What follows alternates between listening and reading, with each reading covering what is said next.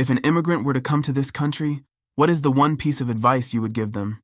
There's so many advice that I can give. Literally, you can write multiple books for people's success, but I think sometimes we learn from success stories. That is, I believe, half of the learning comes from look at successful people and follow their path. I think another half is look for other people, they make mistake, and it's going to be so dumb if you knowingly make the same mistake. If you know that if you jump off the cliff, you're going to die, you don't have to jump because you know that in the history, first time somebody there's something called gravity. It's going to kill you. I think one of the best way to learn is learning from other people's experience, because sometimes experience can be very painful. So without experiencing those pain, you can literally inherit those experience. And the interesting thing is this. Let's say you have a rich dad. You got inheritance from your rich dad. It's cool because you don't have to work really hard, but you're going to get lots of money. Maybe your dad went through all difficult process to make that money, but you're just inheriting it. The problem is you cannot inherit from other people. The good thing is this, experience, you can inherit from anyone. You don't have to go through the pain that successful people or unsuccessful people went through in their life. You can literally learn from them. 12 years ago, I was working as my first tech job, and it was close to six-figure salary, but I had a mortgage, I had 2 kids, I was living paycheck to paycheck. So though my salary was good, I've never seen like a $10,000, $15,000 in saving in my bank account at the same time. You make money, you pay your rent, your money is gone. It's just a little bit nicer house, nicer car, but life is same paycheck to paycheck. And there's one particular refugee family came to United States, and I happened to be their translator voluntarily because their family know somebody from my family. I was just like, okay, I'm going to help you out during their asylum process, setting up their kids for school, renting apartment. And when I was helping them, I found out something really shocking. So in their back home, it was a big capital city. So they sold their apartment, which is pretty expensive. And they came with $100,000. The guy didn't speak English. The wife didn't speak English. I was like, listen, most people will never see $100,000 in their account in America. So what I want you to do is this. For the first year, I want you to learn because you can afford. There are many people, just because they cannot afford, because they have to pay rent, buy food, what they do now, they sell their labor for very cheap. They're working 80 hours, 60 hours a week, paying their rent, and they will never have enough money. And it's a toxic cycle. It's a hamster wheel. They work, they pay their rent, run out of money, they repeat the cycle. I said, you are very, very lucky individual. This $100,000 is dream of most people. So you can now afford to learn and invest in yourself. How do you do it? Imagine if you make $2,000 a month at that time, if you do physical labor, let's say pizza delivery. In 12 months, how much would you make? $24,000. But you're going to lose 1 year of time to learn America. You're going to work so hard to make $2,000, and it's not that much money. Most people, because they didn't have $2,000, they had to work. You don't have to work. What I want you to do is this. I want you to be really focusing on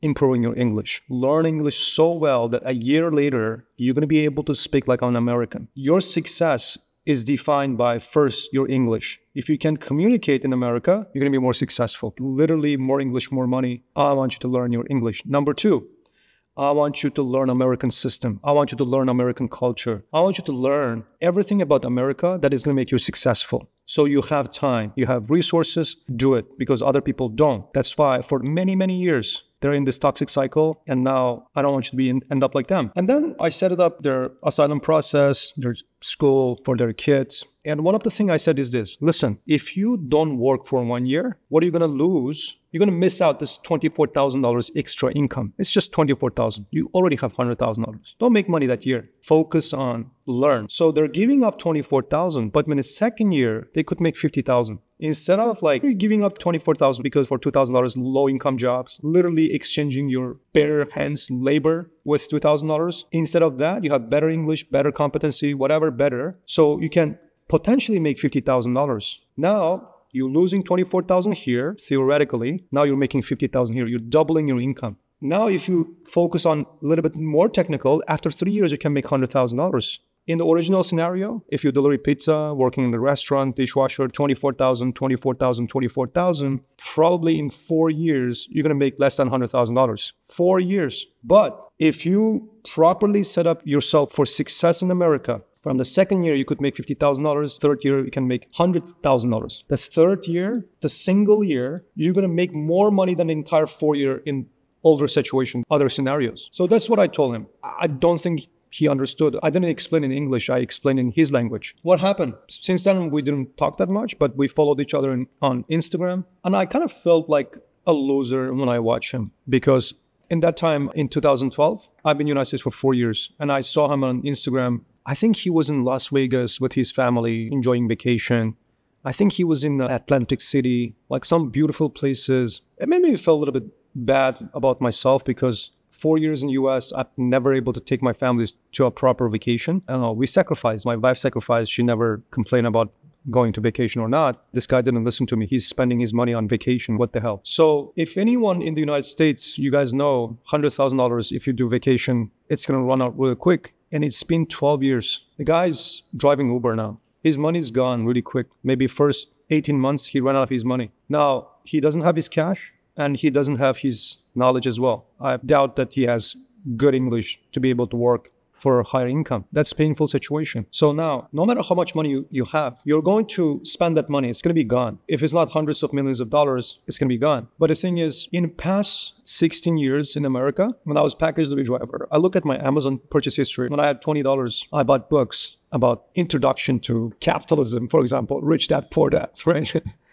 And some marketing books and some management books or some technology books. And when I had $20, that's what I bought. And after starting a business, it was the first time I was able to see $20,000 in one place. Before that, I'd never seen $20,000 in one place. Since I came to the United States, I was like, what am I going to do? Literally one proper vacation. I think if you want to have a decent vacation for a week for a family of 6, you're going to spend like 10, 15 grand. What I did is I bought a course from Harvard Business School called Launching New Venture. 5 days, paid $15,000. So now, when I look back my life, for the past 16 years, I have been investing more on my own education. My time, my money, I invested to learn more stuff. Do I have contract from God saying that I may not go bankrupt or economic circumstances, recession, inflation, high interest rate? I mean, it could happen. Like there are so many successful people, they went bankrupt multiple times. But the thing is this, today, if you take away all of my money, you can't take away my knowledge. It's right here.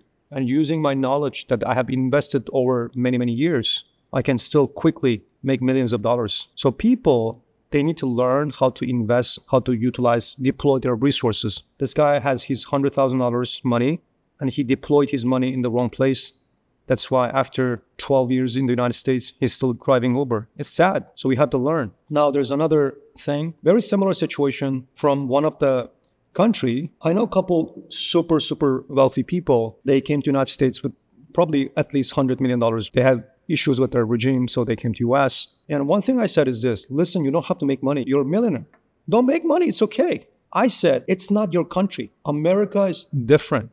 Business system is different. You don't even speak English. Learn how contract works. Learn how business works. Learn how, choose a place you want to invest. If you want to do real estate investing, home flipping, I don't know, whatever you want to do, learn that specific field for the first 2 years, 1 year, whatever the time. Once you learn, then you can invest. Let's say you were going to invest $1 million, let's say 10% return, you were going to make $100,000 that year. Don't worry about that $100,000 because you don't have to make that money. And then once you have enough knowledge and context about America, now you can start investing your money. They're like, oh yeah, we were successful. Because I think successful people also, they get very comfortable. When you touch 10 things and everything turned out to be gold, and you're going to think, oh, everything I touch is going to turn into gold. So it's going to give you like inflated confidence. So, oh yeah, I came to America. Of course, I'm going to make so much money. And then what happened with those very rich individuals, like they got screwed so badly with their partnership because they didn't understand contracting, and they got somebody invested in Ponzi scheme, somebody invested in the wrong partner. So for example, very specific example, there's a local guy here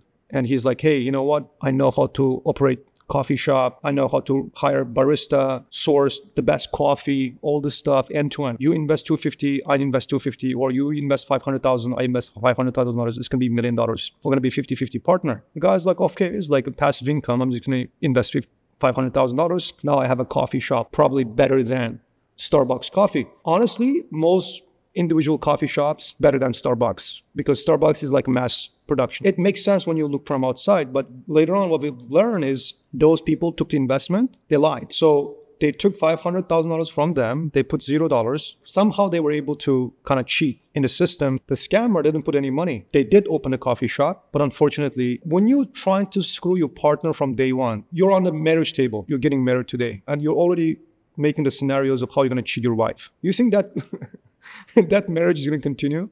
So from day one, you already start thinking of how you're going to screw your partner. That business is not going to continue. Business is about integrity, trust. And those people, I know many people lost millions of dollars. So if you came to United States, whether you have money or not, one of the most important things you have to do is literally invest so much time to learn English, to learn business, to learn the system, everything about America. And that is going to set you up for success.